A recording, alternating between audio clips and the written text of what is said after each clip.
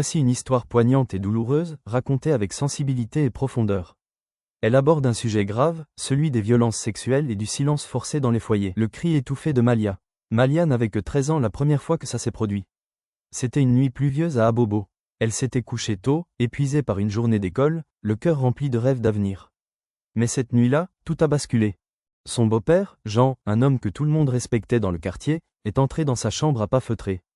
Il sentait l'alcool et le parfum lourd de la trahison. Il l'a prise, brutalement, froidement, comme on arrache un pétale à une fleur encore en bourgeon. Le lendemain, Malia, le corps douloureux et le cœur en sang, est allée voir sa mère, maman Agnès.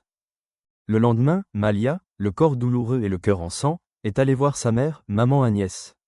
Maman, Jean m'a fait du mal. Mais au lieu de trouver une oreille attentive, elle a reçu une gifle violente. Ne raconte pas de bêtises. Tu veux briser mon foyer? Tu veux que les gens se moquent de moi? À chaque tentative de parler, le même scénario se répétait. Des coups, des cris, puis le silence. Priait, écrivait des lettres qu'elle n'envoyait jamais. Elle devenait vide, absente, cassée.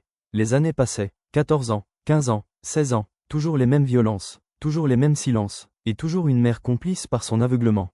À l'école, Malia avait cessé d'être brillante. Elle évitait les gens, elle fuyait les garçons. On la disait bizarre, sauvage, lunatique. Mais personne ne savait qu'elle portait en elle un cri que personne ne voulait entendre. À 17 ans, Malia a senti que son corps changeait.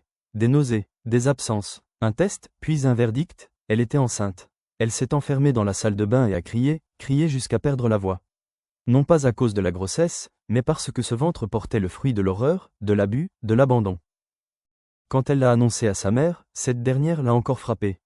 Mais cette fois, Malia n'a pas pleuré. Elle a levé les yeux, et dans ce regard il n'y avait plus d'enfance, plus d'espoir.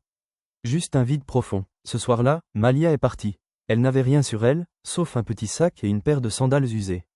Mais elle savait que si elle restait, elle mourrait.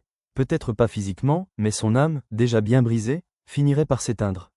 Elle a trouvé refuge dans un foyer pour jeunes filles battues. Là, pour la première fois, quelqu'un l'a cru.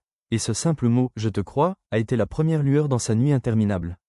Aujourd'hui, elle a décidé de parler. Pour elle, pour son bébé, pour toutes celles qui n'ont pas encore trouvé la force. À suivre. Partie 2.